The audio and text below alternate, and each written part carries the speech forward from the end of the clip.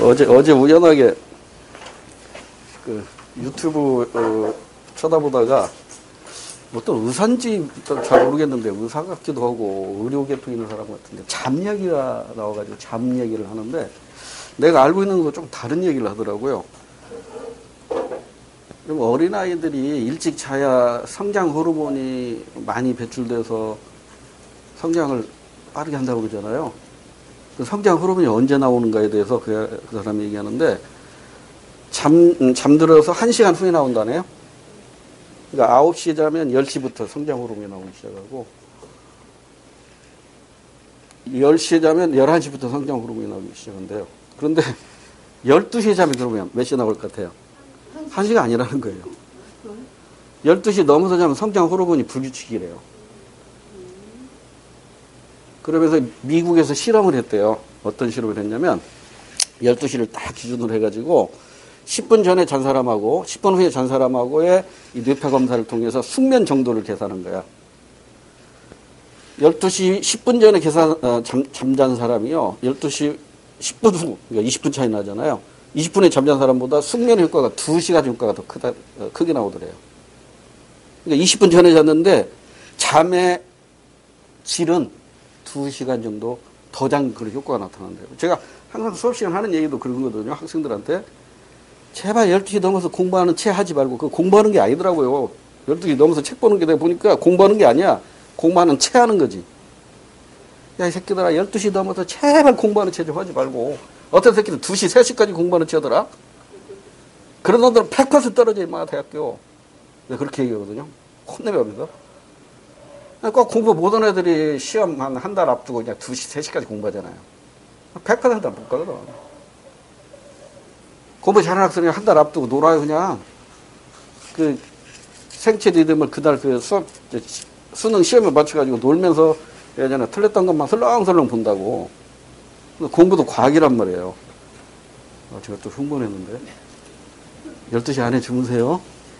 12시 넘어서까지 공부하는 채 하지 마시고, 능률도 없어요. 12시 넘어서 공부할 때 능률도 없다고. 워낙 그냥 심리적으로 압박감이 있으니까 12시 넘어서까지 공부하려고 하는데 별 효과가 없단 말이에요. 깨있는 시간에.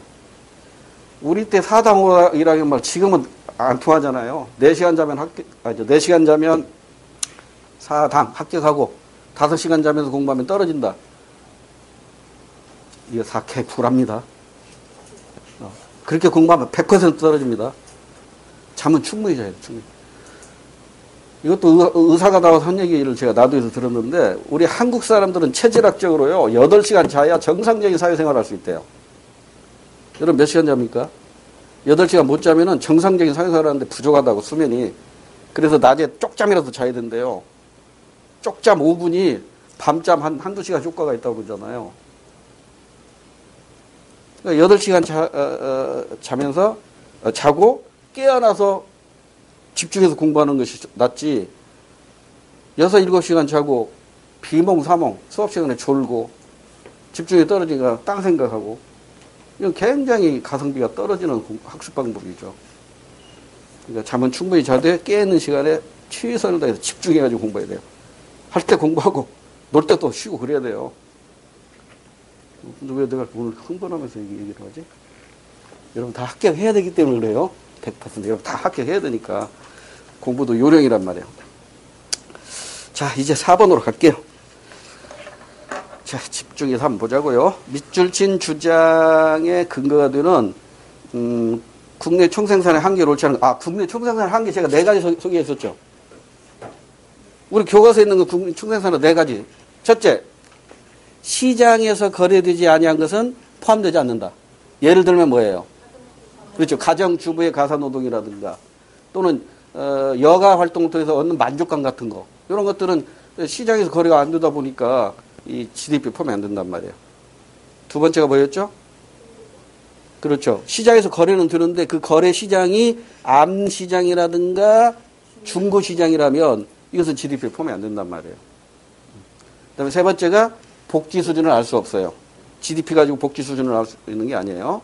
또 GDP 가지고 분배가 공평하게 됐는지 불공평하게 됐는지 이것도 알 수가 없어요.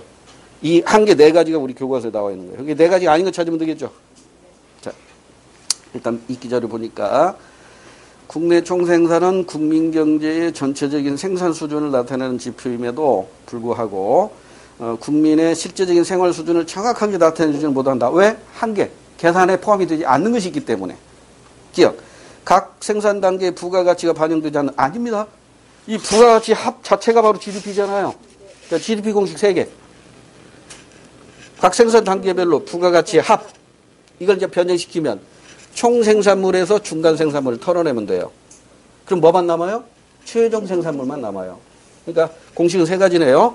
각 생산 단계별로 부가가치, 즉 가치가 증식된 부분을 모두 합치면 GDP가 나오고, 총 생산물에서 원료나 재료비에 해당되는 중간 생산물을 털어내면 GDP가 나오고, 결국 그것은 최종 생산물이란 말이에요. 최종 생산물이 바로 GDP다. 이렇게 공부했었죠. 자, 나머지 공부거리입니다. 여가나 환경의 가치가 제대로 반영이 안 됩니다. 시장에서 거래되지 않는 이유로, 또는 여가나 환경의 가치를 구체적인 수량화, 그러니까 현금화로 표시가 어렵기 때문에 GDP에 포함이 안 되고요. 전업주부의 가사노동가치 반영 안 되고 있죠. 가사도우미의 가사노동은 GDP에 포함이 되지만 전업주부의 가사노동은 GDP에 포함이 안 돼요. 교통사고 증가에 따른 사회적 비용, 이거 GDP에 포함되지만 우리의 복지와는 무관한 거잖아요. 그래서 실제적인 생활 수준을 측정하기 어렵다. 판단하기 어렵다. 태풍이 불어가지고 다리가 무너졌어요. 그럼 이거 복구하느라고 GDP는 증가하겠죠? 그러나 우리 삶의 질은 떨어지는 거잖아요. 그러니까 교통사고뿐만 아니라 뭐 태풍 피해, 자연재해 이런 것들 때문에 GDP는 늘어날지 몰라도 복지 수준은 떨어지는 거니까 이게 이제 GDP 계산의 한계다. 이렇게 이해하시면 돼요. 5번은 이제 가장 최근에 수능에서 나온 건데 이걸 좀 수정을 하려고 했는데 시간이 좀 빡빡해서 제가 수정을 못하고 그냥 그림을 바로 그냥 베꼈습니다. 이 저작권은 저기 있어요. 교육과정 평가권. 요런 게 이제 또 시비 걸면 골치 아프다고요. 왜 이런 걸 도용했냐 해가지고 시비 걸면은 이 책은 여러분만 보세요. 다른 사람 보이지 말고 괜히 또 시비 걸어가지고 저작권 침해 문제 발생하면 골치 아프니까요. 자, 5번. 그림 1은 민간 부문의 경제 순환을 나타낸 것이고, 그림 2는 가시장에서, 가시장, 저 위에 가시장에서 일어나는 경제 활동의 사례이다. 옳은 걸 골라놨는데, 그럼 가시장은, 유기농 빵 사고 파는 거네요. 그러니까 이건 생산물 시장이에요? 생산 요소 시장이에요? 생산물 시장이죠. 자, 그러면 저 가에다가 생산물 시장 이렇게 써놓고, 그러면 나는 보나마나 생산물 시장이겠죠. 그리고 화살표는 실물의 흐름이라고만 나왔네요. 그럼 실물의 반대로 현금이 흐르겠죠. 그럼 실물의 흐름이니까 A는 뭐야? A는 가시장, 생산물 시장의 공급자란 말이에요. 그러니까 A가 기업이 될 것이고, 보나마나 B는 가게가 되겠죠. 이 분석이 되어야 이 문제 풀 수가 있어요. 자, 그러면 1번으로 갑니다. A는 가게이다. 땡. 기업이고 B가 가게일 거고요. B는 기업이니까 B가 가게죠. B가 가게니까 효용 극대화축 맞습니다. 기업은 이윤 극대화입니다. 정부는 복지 극대화하겠죠. 외국은 무역 이익 극대화하겠죠. 무역 이익을 극대화하기 위해서 절대 우위라는 개념이 등장하고 비교 우위라는 개념이 등장하죠. 이것도 문제 풀면서 다시 소개하기로 하고. 3번에 임금은 가시장에서 결정되는 게 아니라 임금은 노동시장에서 결정되죠. 노동시장은 요소시장입니다. 생산 요소시장이니까 나시장에서 결정이 돼요. 그 다음에 나시장은 생산물 시장이 아니라 생산 요소 시장입니다. 6번으로 갈게요. 다음 사례에서 값이 이혼할 경우 법률 관계에 대한 설명으로 옳은 것. 가정주부인 값은 25년 전 을과 결혼하여 법률혼인이 됐으니까 혼인신고가 된 겁니다. 혼인신고가 안 되면 사실혼 관계인데요. 대학교 3학년인 아들과 22세 성년이죠. 고등학교 3학년인 딸 18세니까 미성년자 딸을 두고 있네요. 무일푼으로 출발하였지만 지금껏 알뜰살뜰 저축하여 10억 원 상당의 건물도 소유하게 되었다. 알뜰하네요.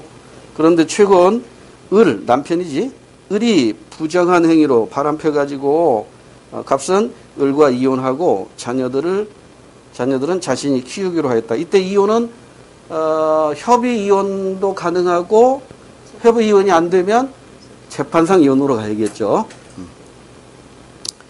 1번 값은 협의상 이혼을 할 수 있다 없다? 있어요. 야, 나 너랑 못 살겠다. 헤어지자. 그래, 오케이 하고 쿨하게 헤어지면 돼요. 그럼 이 협의 이혼은 일단 어디를 가야 돼? 법원에 가야지. 가정법원 가야지. 청주는 어디로 가야 돼? 지방법원으로 가야겠지. 가정법원이 없으니까. 그래서 이제 이혼 확인서를 받아가지고 어디로 가야 돼? 여기 청주면 청주시청. 구청으로 가도 돼요. 구청에 가서 이혼 확인서를 접수하는 순간, 제출이 아니고 그것이 접수하는 순간 이혼의 효력이 발생해요. 근데 이 협의 이혼은 반드시 요 기간이 있어요. 숙려 기간이 있어. 숙려 기간. 왜 헤어지려고 그러냐? 좀 더 살아봐, 참고. 이렇게 숙려하는데, 미성년자 자녀가 있으면 3개월이고요. 미성년자 자녀가 없으면 1개월의 숙려 기간이 주어집니다. 근데 요즘 미성년자 자녀가 있죠? 그러니까 3달 후에 다시 오라고 그래요. 법원에서 이혼 확인서 써주기 전에 3달 후에 다시 한번 생각하고 오세요. 숙려 기간이 있습니다. 그래서 이제 이혼 확인서 받았고, 행정기관에 접수도 했어. 그럼 접수되는 순간 이혼의 효력이 발생해요. 근데 남편이 이혼 못하겠다. 이렇게 나가면 어떻게 해야 돼? 이제 재판상 이혼으로 가는데, 이 재판상 이혼은 반드시 그 사유가 있어야 돼요. 재판상 이혼은 법으로 정해져 있다고. 그것까지 우리 시험 문제 안 나와요. 가장 대표적인 게 바로 이 부정한 거야. 바람 피운 거. 바람 피운 경우에는 재판상 이혼이 돼요. 그럼 재판상 이혼은 판결 즉시 이혼의 효력이 발생해요. 그리고 숙려기간 존재하지 않아요. 숙려기간은 협의상 이혼, 협의 이혼할 때만 존재하는 것이고, 재판상 이혼은 숙려기간 없어요. 그리고 선고 즉시 이혼의 효력이 발생합니다. 바로 행정관청으로 연락 가요. 그래서 가족관계 등록부에 바로 기록이 돼버립니다. 됐고, 나머지 공부거리. 값은 재산 분할 청구권을 행사할 수 있다. 이것도 틀린 건 아닌데, 여기 입기자료에 보니까 지금 자기 10억 원 상당의 건물은 자기가 소유하고 있는 거죠. 그러니까 재산 분할권 행사할 필요가 없지. 만약에 제시글에서 남편과 같이 모은 20억 상당의 아파트가 있다 했다면 이때는 재산 분할 청구권이 있지만, 지금 입기자료에는 그런 말이 없단 말이에요. 그래서 원칙적으로는 재산 분할 청구권 행사할 수 있지만, 이 제시글을 보니까 재산 분할 청구할 필요도 없어. 그래서 1번이 정답이고 2번은 정답이 될 수 없는 거고요. 을은 아들에 대한 친권 행사할 수 없습니다. 왜 그래요? 아들은 만 19세 이상이잖아요. 성년이기 때문입니다. 을은 딸에 대한 면적교섭권 가질 수 있겠죠? 아빠가 아빠로서 면적교섭권 가질 수 있습니다. 미성년자니까. 그 다음에 7번으로 갑니다. 근대 사회 계약론자 세 사람이 있죠? 시대 순으로 한다면 홉스, 로크, 루소 이런 순이죠. 옳은 걸 고르라고 했는데 답을 보니까 자연권 양도 불가라고 했네요. 그러니까 첨부 인권은 양도할 필요 없다고 본 사람이잖아요. 딱 한 사람 있죠. 루소입니다. 그런가 하면 자연권 첨부 인권을 전부 양도해야 된다. 이게 홉스고요. 아니야, 일부만 양도하면 돼. 이게 로크입니다. 그래서 자연권 일부 양도, 나왔네요. 을이 로크, 병이 전부 양도, 홉스입니다. 그래서 정치 사상도 다르죠. 루소는 직접 민주제를 주장하고요. 로크는 헌법에 입각한 민주제, 즉 입헌 군주제를 바탕으로 하는 입헌 군주제. 그 다음에 홉스는 절대 군주제죠. 절대 군주제. 그리고 이들이 주장하는 주권론이 다르죠. 홉스는 군주주권론, 로크와 루소는 국민주권론을 제시합니다. 그래서 홉스는 저항권 사상을 부정하고 있고, 로크는 저항권 사상을 인정하고 있고, 루소는 저항권 사상과는 무관하죠. 직접 민주주의 정치를 하니까 직접 민주주의 하는데 뭐 저항권이 필요하냐. 그래서 일단 가벌병 순서 끝났네요. 루소, 로크, 홉스. 어린 사람부터 쭉 소개해놨네. 1번. 값은 루소입니다. 자연 상태를 만인에 대한 투쟁, 땡. 투쟁은 홉스고, 루소는 자유와 평화가 있는 상태. 로크는 불완전한 자유와 평화가 있는 상태. 그 다음에 2번으로 가볼까요? 을이 로크였죠. 자연권, 천부 인권을 침해하는 국가 권력에 대한 저항권 행사를 인정한다. 당연하지, 로크. 이건 뭐 점수 줄 문제네. 을 해놓고 저항권 인정해놨으니까. 2번 정답이고요. 3번은 왜 틀렸을까요? 병이 홉스죠. 왕권 신설을 통해 군주 주권론을 정당한다. 땡. 어디가 틀렸어요? 왕권 민수설입니다. 이번 시험 보니까 어떤 그 모의고사 보니까 왕권 민수설이라고 하지 않고 홉스는 사회계약서를 통해 군주 주권론을 정당화했다. 이렇게 표현되어 있으면 이거 맞아요, 틀려요? 맞습니다. 맞아요? 이제 홉스는 왕권 신수설이 아니라 왕권 민수설 또는 사회계약서를 바탕으로 절대군주제를 옹호, 주장했다. 3번은 왕권 신수설 때문에 틀렸고요. 4번 갑은 을과 달리, 즉 루소는 로크와 달리 국가를 목적이 아니라 수단으로 본다. 땡. 이 가불병의 공통점이 뭐예요? 사회계약론자죠. 사회계약론이라는 게 뭐예요? 사회는 계약을 통해서 만들어진 거죠. 그럼 왜 계약을 하죠? 개인의 자유를 위해서. 따라서 사회계약론자들은 전부 국가를 뭘로 봐요? 목적으로 봐요? 수단으로 봐요? 수단으로 본다고. 그러니까 홉스도 국가를 수단으로 보고, 로크도 국가를 수단으로 보고, 루소도 국가를 수단으로 봐요. 이걸 사회문학 과목에서는 이렇게 표시하죠. 사회계약설은 명목론이다, 실제론이다. 명목론이라고 나오잖아. 명목론이라는 게 뭐야? 개인의 자유를 최우선시하는 거잖아요. 그러니까 개인이 있고 사회가 있는 거야? 사회가 있고 개인이 있는 거야? 개인이 있고 사회가 있는 거라고. 이게 명목론이라고. 그러니까 사회계약설은 개인을 중시하기 때문에 국가는 수단일 뿐이야. 개인의 자유를 보장하기 위한 수단일 뿐이야. 실제론에서는 국가 그 자체가 목적이야. 그러니까 대표적인 것이 바로 절대국가주의, 뭐 민족주의, 또는 전체주의, 뭐 나치즘, 파시즘 이런 것들 있잖아요. 됐죠? 8번으로 갑니다. 또 도표 문제네. 표는 갑국의 계층구조 관련 자료이다. 상중하 나오고 부모 자녀세 나왔으니까 이거 빨리 어떤 도구로 바꿔야 된다. 이 도구로 바꾸지 않고는 이 문제 못 풀어요. 아까 도구 얘기했잖아.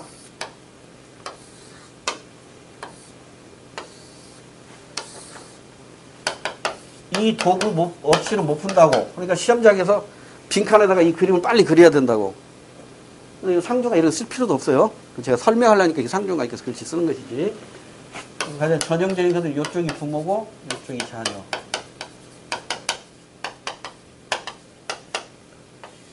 계층 세습, 상승이동, 하강이동. 그 다음에 이제 여기에 나오는 것에 따라서 이게 계층 구조가 피라미드형이냐, 다이아몬드형이냐, 모래시계형이냐 이걸 판단할 수 있는 거죠. 여기도 이제 자녀 세대. 근데 가장 핵심적인 것은 중층을 잘 봐야 돼. 중층. 자, 부모 세대 상중하부터 나와 있죠. 부모 세대 상중하 2, 3, 5. 부모 세대 상중하 2, 3, 5. 피라미드형이네. 피라미드형. 자녀 세대 상중하 2, 5, 3. 2, 5, 3. 다이아몬드형이네. 자녀 세대가 더 안정적이에요. 자녀 세대가 빈부격차가 줄어들었고요.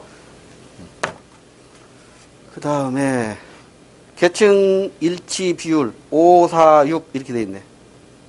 5, 4, 6인데 그 아래 스탑 표시가 또 결정적인 힌트가 나와 있어. 그 스탑 표시 뭐라고 돼 있어요? 계층 일치 비율은 자녀 세대의 각 계층에서 부모와 계층이 일치하는 사람이 차지하는 비율이, 그러니까 자녀 세대를 기준으로 해서 상은 50%야. 자, 자녀 세대 어디 있어? 이거지? 20에 50%야. 20에 50%. 10이 나왔어요. 이 10이 왜 나온지 아시겠죠? 자녀의 상의 20%, 이것의 50%라는 거야. 중은 40이야. 50에 40이니까. 50에 40이면 5, 4, 20.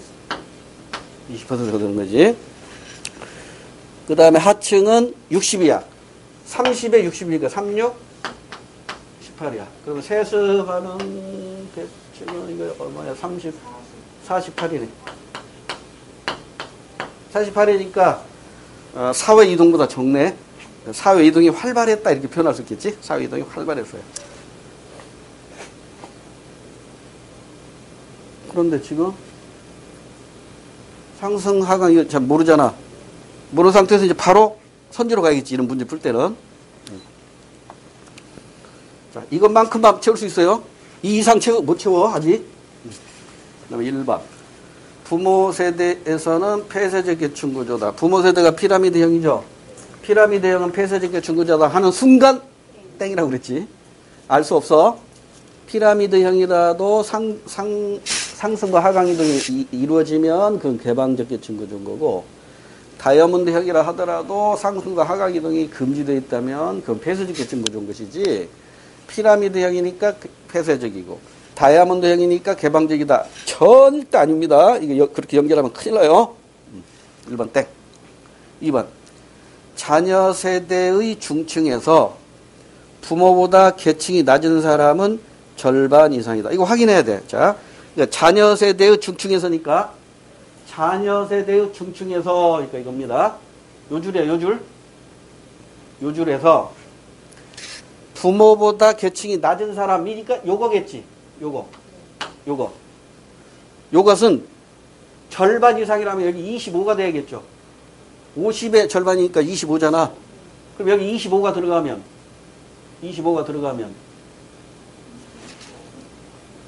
나중에 층은 25가 들어가면 이게 돼야 안 돼. 이게 안 되잖아. 여기는 들지 모르는데 이게 안 되네. 그러니까 절반 이상 들 수가 없어요. 불가능해. 조금 생각하는 문제죠. 그러니까 난이도가 조금 높은 문제에 해당된다고, 이런 문제는. 2번도 땡. 3번.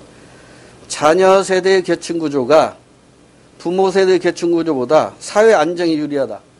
뭐만 보면 되죠? 중층만 보면 되잖아. 싱겁게 정답이 나와버렸네. 그러니까 2번 가지고 고민 괜히 한 거지. 2번 가지고 고민 괜히 한 거라고. 3번 너무 쉽게 정답이 나왔잖아요. 자, 4번도 공부거리를 보자고요. 자녀 세대 계층 중 부모와 계층이 일치하는 사람이 가장 많은 계층은 하층이다. 10, 20, 18. 이게 지금 비율이잖아요. 이게 100을 기준으로 하니까 비율이 크면 클수록 숫자도 큰 거라고. 그럼 어느 게 제일 커야 돼요? 중층이 제일 커야 돼요. 하층이 아니라 중층이어야 됩니다. 9번으로 갑니다. 다음 연구 과정에 대한 옳지 않은 설명은, 연구 주제가 나왔네요. 가정폭력 노출 경험과 청소년 비행 간의 상관관계 연구, 상관관계, 인과관계, 미치는 영향관계, 실태조사, 이런 단어가 보는 순간 실증적 연구 주제죠. 양적 연구 주제입니다. 그래서 연구 주제를 놓고 보면 독립변수가 뭐예요? 원인이 뭐야? 가정의 폭력 노출 경험이죠. 이게 독립변수고, 이것이 청소년 비행에 어떤 영향을 주느냐. 청소년 비행이 바로 종속 변수가 되는 겁니다. 그래서 이제 가에서 연구 주제가 나왔으니까 바로 가설 검증했겠죠. 가정 폭력 노출 경험이 많을수록 청소년 비행이 증가할 것이다. 그러니까 독립변수, 가정폭력 노출 경험, 종속변수, 청소년 비행. 그래서 서로 상관관계가 비례관계 있네요. 이렇게 가설을 설정했어요. 그러니까 가 단계가 가설 설정 단계입니다. 자, 가설이 설정되면 바로 로드맵 만들어야 된다고 그랬죠. 설정된 가설을 검증하기 위해서 이걸 어떻게 검증할 것인가, 자료를 어떻게 수집하고, 그다음에 자료 수집의 범위는 어떻게 할 것인가, 더 나아가서 이 양적 접근법, 즉 실증적 연구, 즉 방법론적 이론론은 반드시 계량화해야 되죠. 통계 처리해야 되죠. 통계 처리해야 하기 때문에 반드시 필수적으로 개념의 조작적 정의가 필요합니다. 이 연구 설계 단계에서 하는 거죠. 개념의 조작적 정의. 근데 여기서 지금 나번이 나와 있는데, 연구 설계 단계에서 이제 개념의 조작적 정의도 하고, 연구 설계 한번 봅시다. 청소년 비행을 5가지 유형으로 분류하고, 가정폭력 노출 빈도와 각 유형별 청소년 비행의 발생 빈도를 5점 척도로 측정하고자. 지금 개념의 조작적 정의 했네요. 숫자로 계량할 수 있는 작업을 해놨어요. 그 다음에 이제 나번은 땡땡시 남녀 고등학생 500명을 대상으로 설문지를 조사를 실시했다. 이건 자료 수집이죠? 그러죠? 근데 자료 수집은 지금 설문조사했다고 했으니까 질문지법이죠? 근데 여기서 항상 여러분 머릿속에 바로 떠올라야 할 게 뭐냐면, 자료를 수집할 때 전수조사할 수도 있고 표본조사할 수도 있죠. 방법은 둘 중에 하나란 말이에요. 전수조사는요, 시간과 비용이 너무 많이 들어요.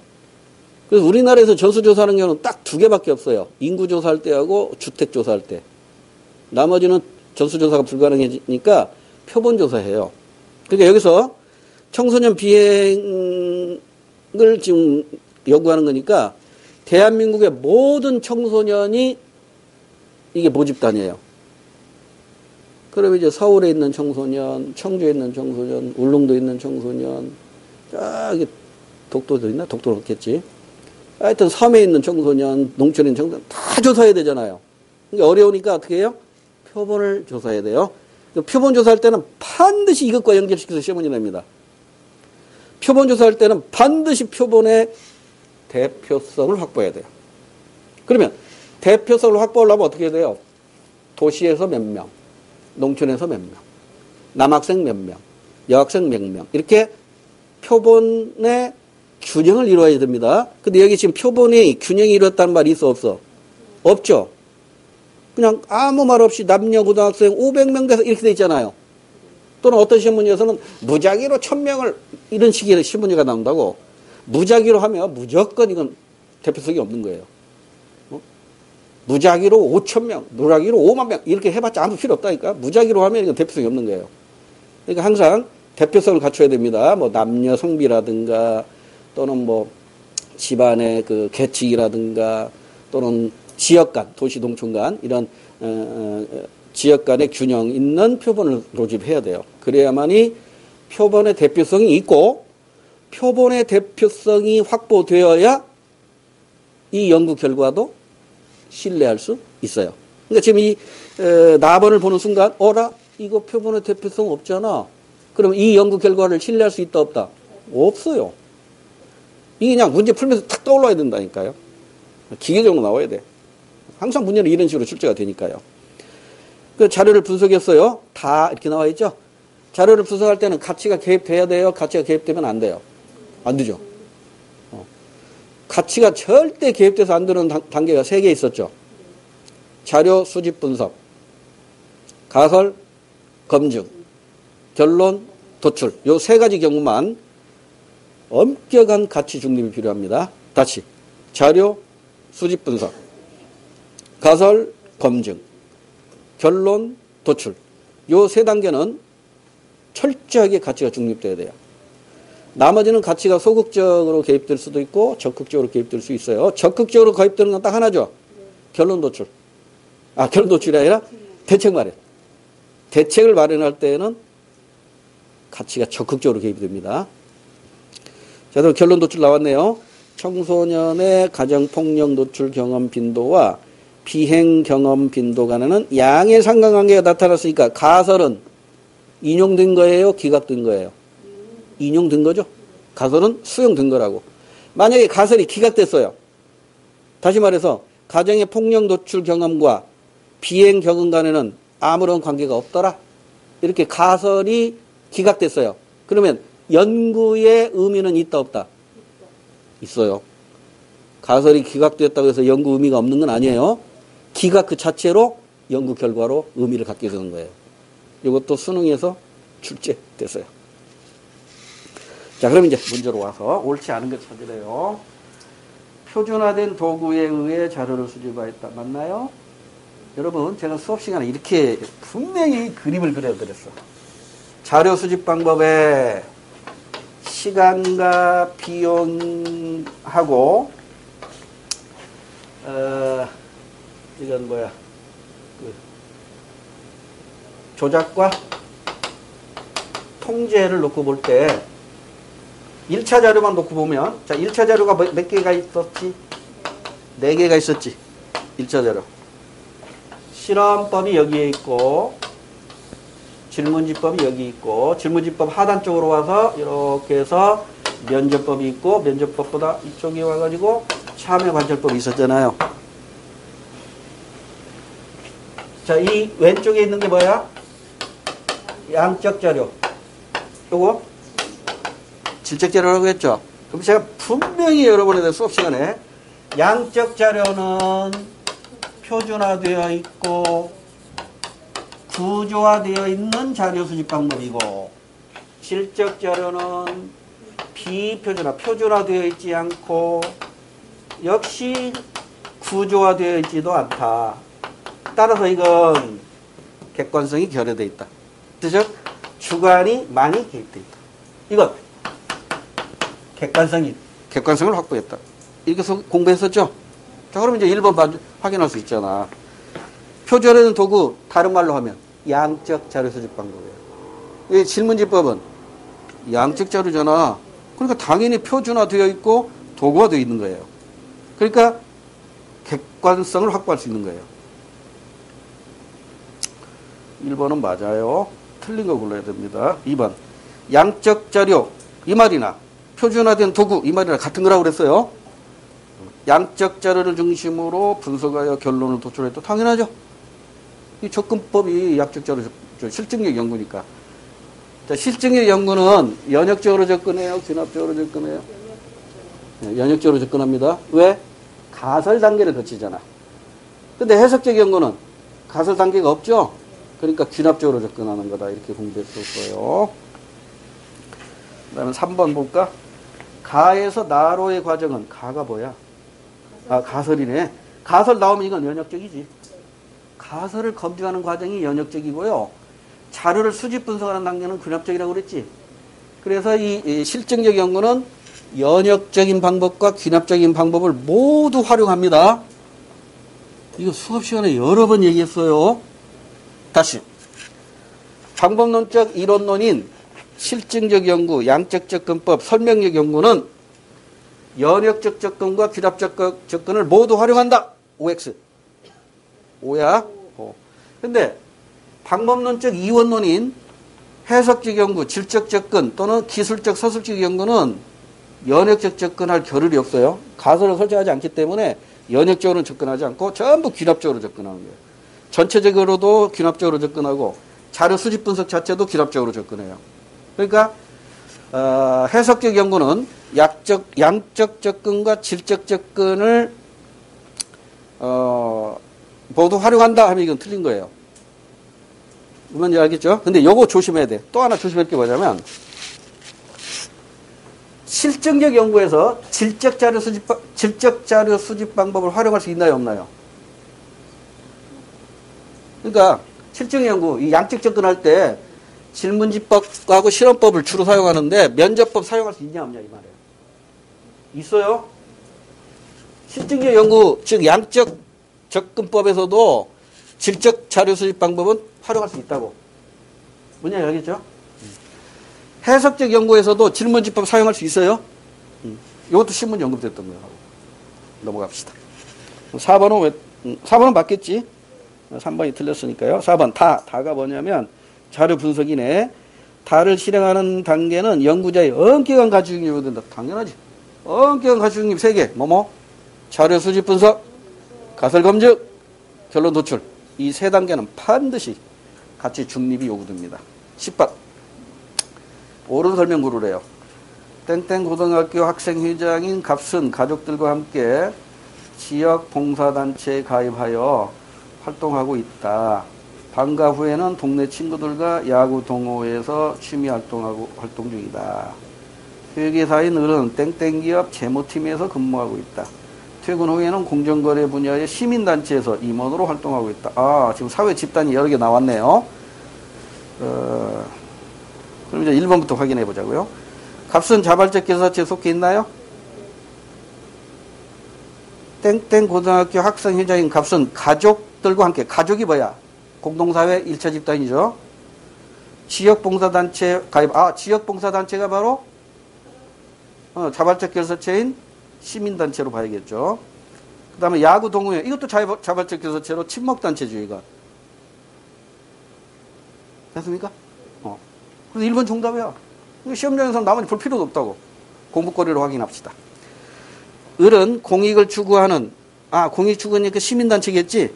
근데 아까 회계사 을은 시민단체 임원으로 활동하고 있다고 했으니까 공익을 추구하는 조직에서 활동하는데, 이게 시민단체는 100% 공식조직입니다. 자, 이것도 이렇게 수업 시간에 설명했어요. 이 사회조직은 시험 문제 잘 나오는 것 중에 하나입니다. 사회문학 과목에서. 사회 집단 중에 전문화되고 조직한 사회 집단을 사회 조직이라고 해요. 이 사회 조직은 100% 이익사회입니다. 그러니까 사회 집단 중에 사회 조직이 있는데 사회 조직은 100% 이익사회라고. 그럼 사회 조직이 아닌 건 공동사회겠지. 그러죠? 근데 이 사회 조직은 이렇게 나눠지지. 공식 조직과 비공식 조직으로 나눠져. 이 공식 조직은 특정 목적을 위해서 인위적으로 결성된 조직이에요. 이를테면 뭘 쓸까? 정부, 학교, 병원, 군대 이런 것들 다 특정 목적을 위해서 인위적으로 만들어진 거죠. 그래서 인위적으로 만들어진 공식 조직 안에 있어야 돼. 얘는 항상 얘 안에 있어야 돼. 얘 안에서 주로 친목을 위해서 모이는 게 바로 비공식 조직이에요. 그러니까 비공식 조직은 얘 없으면 안 돼요. 이를테면 서울대학교 내 청주고 동문회. 청주고 동문회는 비공식 조직이지. 그러죠? 서울대 병원 내 축구 동아리. 비공식 조직이죠. 그럼 이 비공식 조직은 100% 뭐다? 자발적 결사체예요. 100% 자발적 결사체라고. 자발적 결사체. 전부. 근데 이 자발적 결사체는 3가지가 있죠. 친목단체가 있고 이익집단이 있고 시민단체가 있잖아. 그런데 이 친목단체는 일부가 얘일 수도 있고 얘일 수도 있고 얘도 아닌 그냥 얘일 수도 있어요. 3개의 얼굴을 갖는다고 그랬지. 그런데 이익집단하고 시민단체니까 100% 전부보다. 이건 공식조직이에요. 비공식조직 존재하지 않아요. 노동조합 가지고 시험 문제 수능에 얼마 전에 나왔지. 노동조합은 어디에 해당돼? 노동조합 얘기지. 그러니까 노동조합은 삼성전자 내 노동조합 이렇게 나왔다고 해봐봐. 그럼 삼성전자니까 공식조직이고 삼성전자 내니까 비공식조직 큰일 납니다. 여기서 많이 틀리더라고. 삼성전자 내 총무과 비공식이에요? 아니야, 공식이야, 공식. 삼성전자 내에 있지만 공식 조직이 있고 비공식 조직이 있다니까. 그러니까 삼성전자 내 야구 동호회 하면 이건 비공식 조직이야. 근데 삼성전자 내 노동조합 하면 이건 공식 조직이라니까? 삼성전자 내 노동조합. 아, 잠깐. 실수했다. 노동조합 자체가 비공식 조직이에요. 노동조합은 잠깐. 노동조합 자체가 공식 조직이라고 했잖아요. 잠깐 수정할게요. 삼성전자 내 노동조합 하면 비공식 조직으로 하면 큰일 난다고. 삼성전자 내 노동조합도 공식 조직이야. 노동조합 이익집단은 이거 100% 공식 조직이라고. 근데 이 친목단체만 공식 조직이 있고 비공식 조직이 있고 순수한 자발적 결석체가 있고 얘만 세 가지 얼굴을 갖는다고 그랬지. 그러죠? 그러면 다시 이쪽으로 와서 을은 공익을 추구하는 이게 시민단체란 말이에요. 비공식 조직에서 활동하고 있다. 땡. 시민단체 자체가 공식 조직이야. 노동조합 자체가 공식 조직이야. 헷갈리지 마세요. 나도 말하다 보니까 아까 헷갈렸잖아. 노동조합, 삼성전자 내 노동조합, 공식 비공식? 공식 조직이에요. 삼성전자 내 등산회, 이건 비공식이야. 비공식. 그 다음에 3번. 갑과 을은 본질 의지로 결합된 집단의 구성원이다. 본질 의지로 결합된 집단은 공동사회입니다. 여기에서 갑만 가족이라는 단어가 나와 있기 때문에 갑만 공동사회의 구성원이고 을은 지금 없잖아. 가족 이런 말이 없잖아요. 공동사회가 없어. 3번은 을 때문에 틀렸고요. 4번 갑과 을은 모두 공식적 사회기관에 속한다. 여러분 공식적 사회기관, 비공식적 사회기관 이거 시험에 잘 나오는 거라고 했잖아.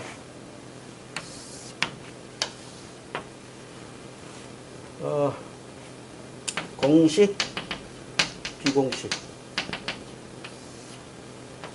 이건 뭘 가지고 구분하는 거죠? 주 목적이 뭐냐? 주 목적이 사회하면 공식. 주 목적이 사회가 아니고 다른 거라면 비공식이야.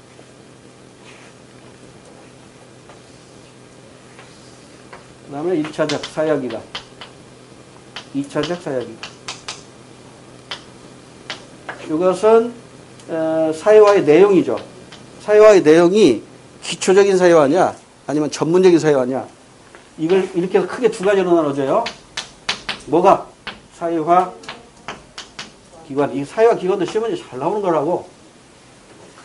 시험에 잘 나오는 게 뭐냐면 가족, 회사,